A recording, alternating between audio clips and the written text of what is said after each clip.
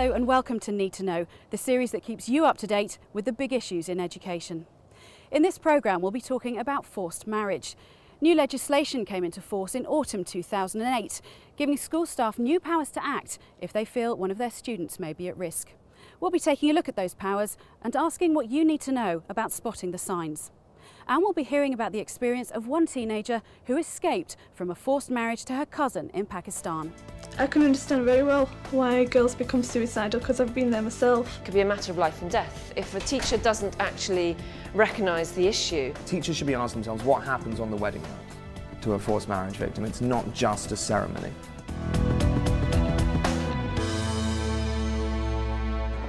It's been described as the quiet epidemic.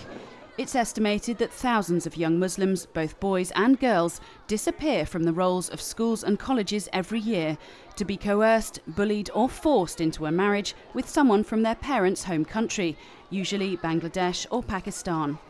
This marriage can be just the beginning of a life of misery and abuse. A young girl who is at risk of a forced marriage, she could be abducted, she could face unlawful imprisonment, she can face rape, she can face repeated rape, she could be forced to go through with a pregnancy to term. I mean, the extent of sexual and physical and emotional abuse is extreme. To understand the issue, it's important to know the difference between a forced marriage and an arranged marriage. In an arranged marriage, the families of both spouses take a leading role in choosing the marriage partner. Both parties consent to the arrangement. In a forced marriage, one or both do not consent to the marriage, or consent is extracted under duress, either physical or emotional. The Muslim Arbitration Tribunal, which uses Islamic law to settle disputes in the Muslim community, has just completed a study on forced marriage. We asked them to clarify the difference between an arranged marriage and a forced marriage. An arranged marriage is a very suave, sophisticated version of a dating website, right? You know, where you have parents, you have people who are very sincere about you, ready to do your outreach work, investigation as to potential partnership, and the potential suitability of it. That's what arranged marriages are about. What is told to the child is that you have to marry because we've arranged it, and now it's a matter of family honour, and you know, nonsense like that, that is a smokescreen to some pretty shallow motives behind the whole proposition. And that's what's made arranged marriages turn into forced marriages. Another important fact to remember is that forced marriage is not acceptable under Islamic law or within any religion. What they say is that, you know, Islam says that you must obey your parents, and this is part of that obedience process. What they forget to say is that God has said quite categorically in the Quran that you should marry the one you wish.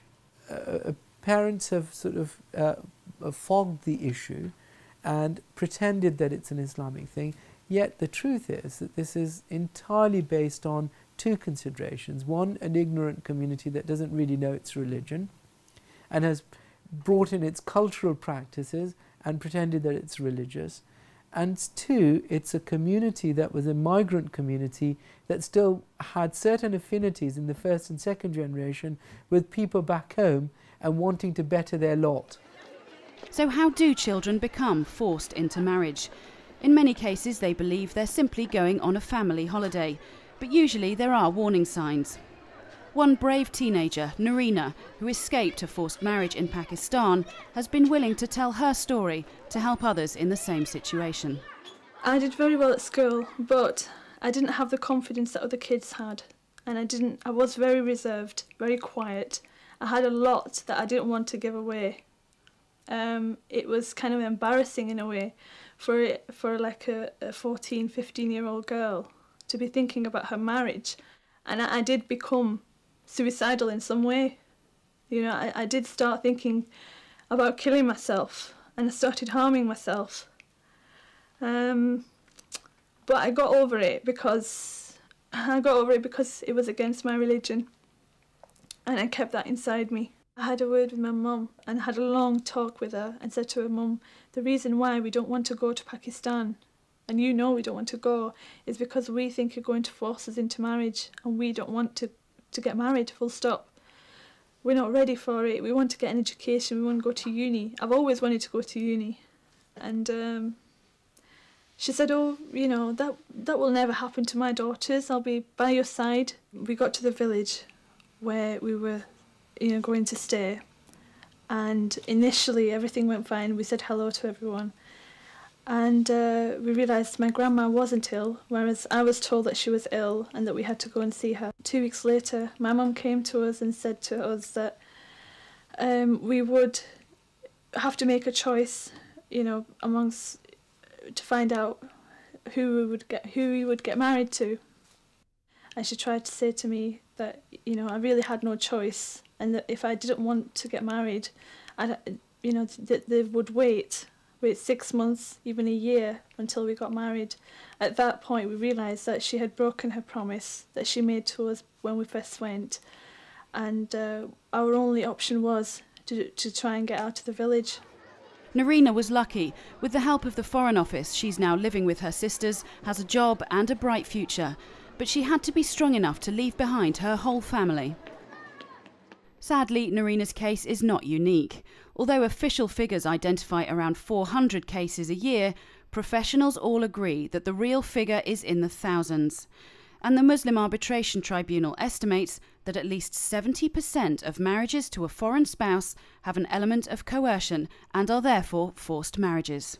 70% relates to our opinion that all marriages that have a foreign spouse, so it's not British citizens, but where there's a foreign spouse, third and fourth generation Muslim children, Muslim young people, 70% of them are either forced directly or coerced indirectly into, or duped, which is even worse, into going to these countries, marrying somebody for the purpose of bringing them here, because there's a whole series of reasons why that marriage has to take place.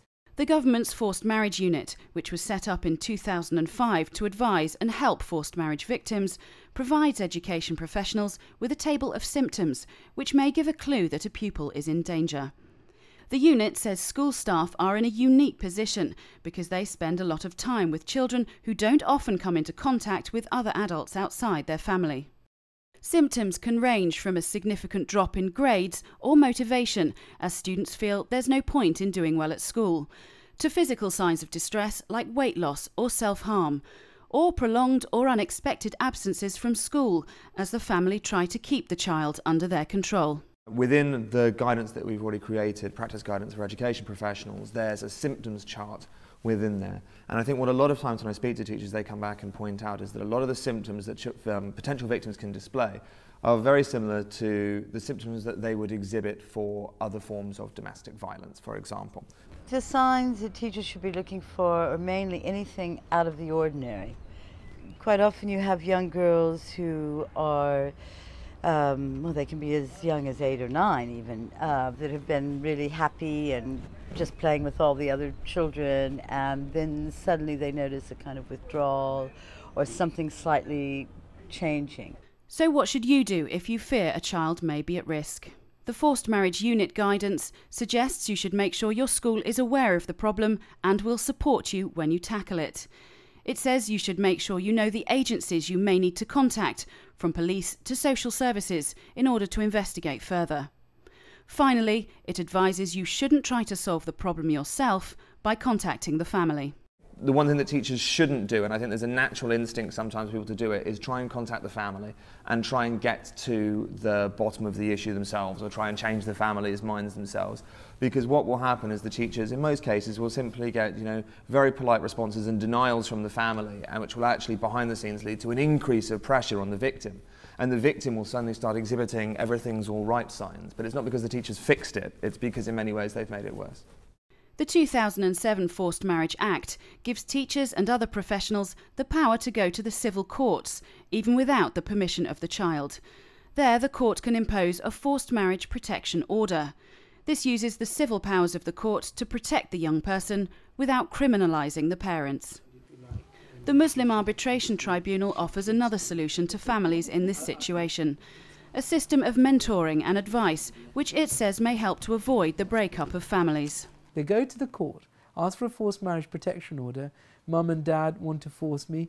You know, mum and dad are not going to say, oh, welcome back, child. You've just snitched us to the courts and that's just such a great thing you've done. They will know that having gone to the court, it will mean the end of their relationship with their family. Or if they go back to their family without going to court, they will have to put up with agony for the rest of their life. So they're faced with those two choices. Muslim Arbitration Tribunal is saying, we can offer you an alternative. We can, educate your family. We can bring community pressure onto the family. We can try to resolve the situation of the conflicts that the cessation of the marriage is going to ensue. For example, what will the family back home think?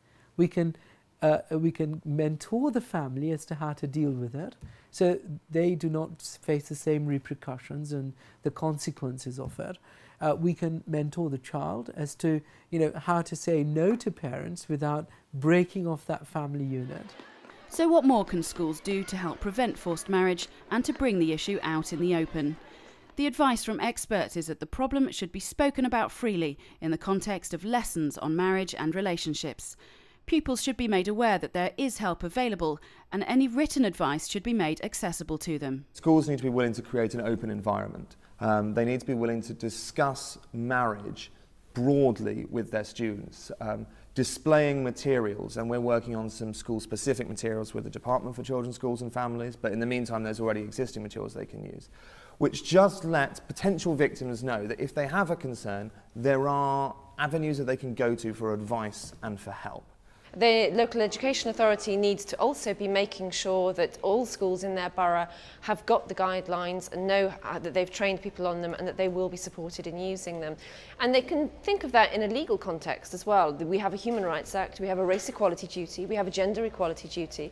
And Amnesty International would argue that if you are in a school which has a high proportion of young people who may be at risk, you need to identify what are the people you're serving, what are their needs, and how can you help them appropriately.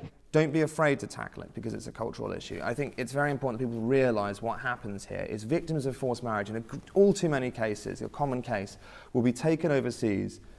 They will often be beaten, they will be emotionally blackmailed. Teachers should be asking themselves what happens on the wedding night to a forced marriage victim. It's not just a ceremony, and it needs to be tackled according to the severity of the abuse.